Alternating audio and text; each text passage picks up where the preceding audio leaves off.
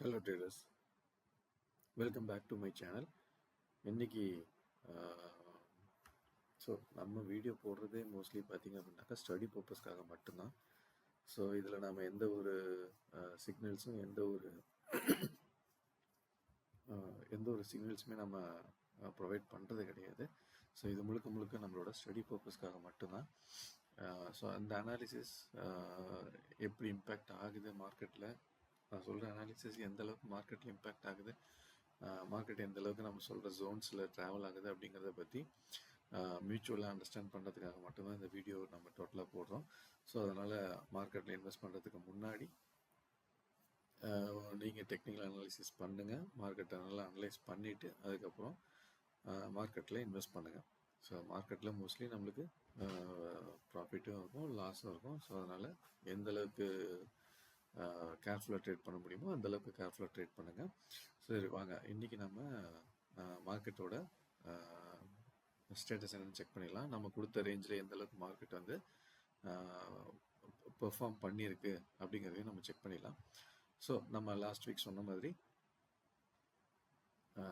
Market வந்து பார்த்தீங்க அப்படின்னாக்கா மார்க்கெட் ஓப்பன் ஆனது. ஸோ டே சார்ட்லேருந்து 15 மினிட்ஸ் சார்ட்டுக்கு மூவ் பண்ணிக்கலாம். ஸோ மார்க்கெட் வந்து ஓப்பன் ஆனது பார்த்தீங்கன்னா 25,300 ஓப்பன் ஆகிட்டு 25,350 வரைக்கும் 25,450 வரைக்கும் மார்க்கெட் வந்து அப் ட்ரெண்ட் கொடுத்துச்சு. கேப் அப்பில் ஓப்பன் ஆகி, பட் அங்கேருந்து சஸ்டெயின் பண்ண முடியாமல் திரும்ப மார்க்கெட் வந்து அடுத்த ரேஞ்ச் நம்ம கொடுத்த ரேஞ்சுக்காக அங்கேயே ட்ராவல் ஆகிட்டு அங்கேருந்து மறுபடியும் நம்மளுக்கு ஒரு சின்ன கரெக்ஷன் கொடுத்துட்டு அங்கேருந்து அகெயின் நம்ம சொன்ன மாதிரி எக்ஸாக்டாக மார்க்கெட் வந்து 25,000 வரைக்கும் மார்க்கெட் வந்து டவுன்ஃபால் நமக்கு கொடுத்துருக்கு.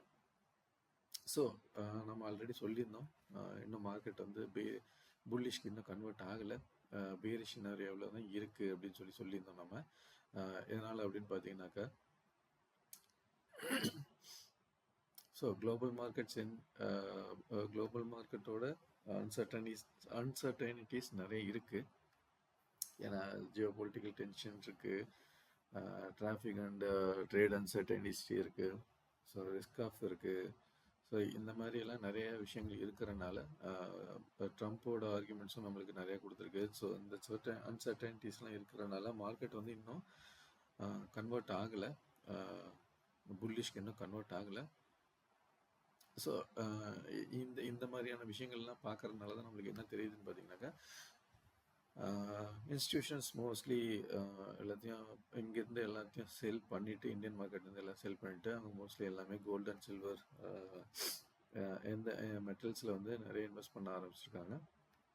இது இல்லாமல் பார்த்தீங்க அப்படின்னாக்கா நம்மளுக்கு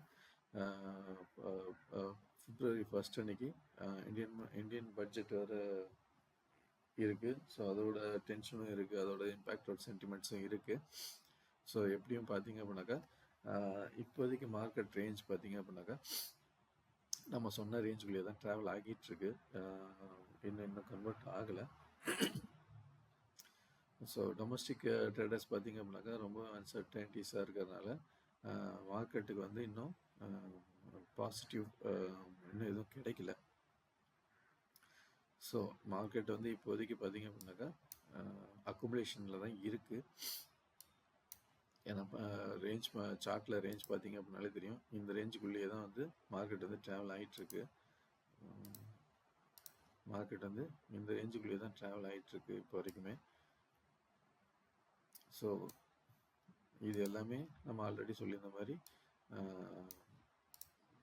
எல்லா ஆஸ்பெக்ட்ஸுமே செக் பண்ணிட்டு தான் இருக்குது.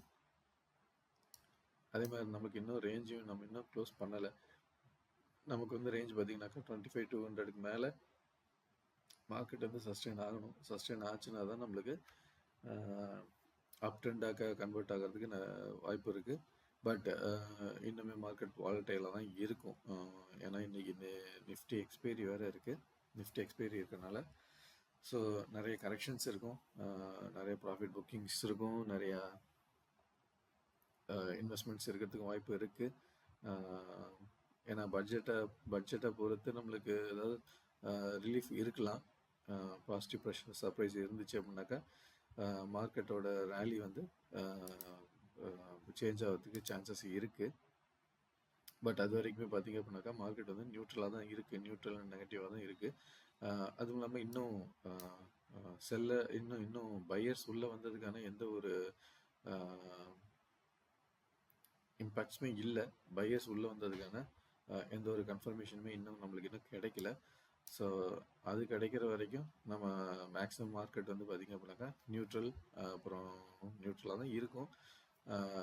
அப் அண்ட் டவுன் இருக்கிறதுக்கு நிறைய சான்சஸ் இருக்குது. ஸோ நெகட்டிவ் இருக்கிறதுக்கும் அதிக வாய்ப்பு இருக்குது. என்ன ரீசன்னாக்கா இன்னும் செல்லர்ஸ் தான் டாமினெண்ட்டில் இருக்காங்க.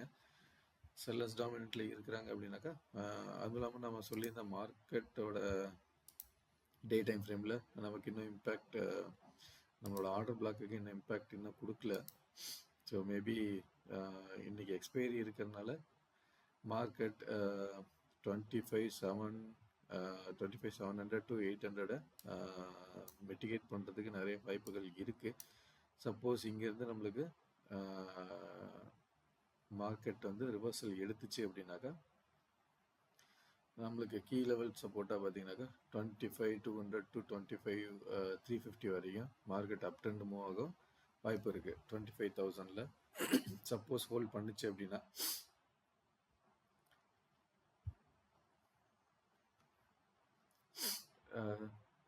போகிறதுக்கு ரெசிஸ்டன்ஸ், அந்த ரெசிஸ்டன்ஸை பீட் பண்ணால் தான் நம்மளுக்கு வந்து மார்க்கெட் வந்து அப் ட்ரெண்டாக கன்வெர்ட் ஆகும். ஸோ 25,200 to 25,350 ஏன்னா கரண்ட் மார்க்கெட்டோட பாயிண்ட் பார்த்தீங்கன்னா 25,500 ரீச் ஆகிறதுக்கு நிறைய வாய்ப்புகள் இருக்குது.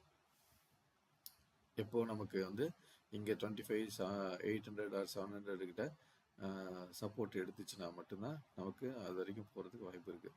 பட் இதுவே நமக்கு வந்து இன்னும் எப்போ கன்ஃபர்மேஷன் ஆகும். ஸோ இந்த இம்பேக்ட்ஸ் எல்லாமே நம்மளுக்கு ரெக்கவர் ஆகணும். ரெக்கவர் ஆகிற வரைக்கும் மார்க்கெட்டோட ஸ்டேட்டஸ் வந்து மார்க்கெட்டோட கண்டிஷன் வந்து பார்த்திங்க அப்படின்னா நம்மளுக்கு இன்னும் செல் சைடில் தான் இருக்கும். ஸோ இன்றைக்கி ப்ரெடிக்ஷன் எப்படி இருக்கும் அப்படின்னு பார்த்தீங்கன்னாக்கா, ஏன்னா இன்றைக்கி எக்ஸ்பைரி வேறு இருக்குது. பட் இன்னுமே நம்மளுக்கான வால்யூமும் பார்த்திங்க அப்படின்னா கிட்டத்தட்ட இன்னும் உள்ளே தான் இருக்குது. ஹை வால்யூம் செல்லர்ஸில் தான் உள்ளே இருக்காங்க. மார்க்கெட் வந்து இன்னும் பீரிஷில் தான் இருக்குது. ஸோ ப்ரெடிக்ட் ரேஞ்ச் பார்த்திங்க அப்படின்னா நம்மளுக்கு 25,800 தான் நம்ம சொல்லியிருந்த மார்க்கெட் பிரகாரம் 24,800 வரைக்கும் வரதுக்கு வாய்ப்பு இருக்குது. அப்பர் பவுண்டில் பார்த்திங்க அப்படின்னாக்கா 25,500. ஸோ இந்த ரேஞ்ச் நம்மளுக்கு ரொம்பவுமே important range. So most probably market வந்து இதுக்குள்ளே தான் ட்ராவல் ஆகிறதுக்கு நிறைய வாய்ப்புகள் இருக்குது. இந்த ரேஞ்சில் இருந்து 25 இந்த ரேஞ்சு மோஸ்ட்லி மார்க்கெட் இதுக்குள்ளே தான் ட்ராவல் ஆகும். ஸோ அதனால் முடிஞ்ச அளவுக்கு இந்த இந்த இந்த ரேஞ்சுக்குள்ளே நல்லா அனலைஸ் பண்ணி அதுக்கப்புறம் ட்ரேட்ஸை ப்ளேஸ் பண்ணுங்கள்.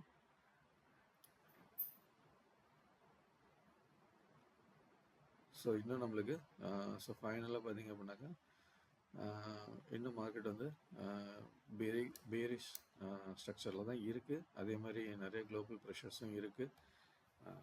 மெட்டல்ஸ் இன்வெஸ்ட்மெண்ட்ஸும் அதிகமாக பண்ணிகிட்ருக்காங்க இதோட குளோபல் இம்பேக்ட்னால. ஸோ பட்ஜெட்டும் நம்மளுக்கு இன்னும் ஃபஸ்ட் அன்னைக்கு பட்ஜெட் இருக்குது இந்தியன் மார்க்கெட்டுக்கு. ஸோ இது எல்லாத்தையும் நம்ம அனலைஸ் பண்ணிவிட்டு அதுக்கப்புறம் ட்ரேட்ஸை ப்ளேஸ் பண்ணுங்கள்.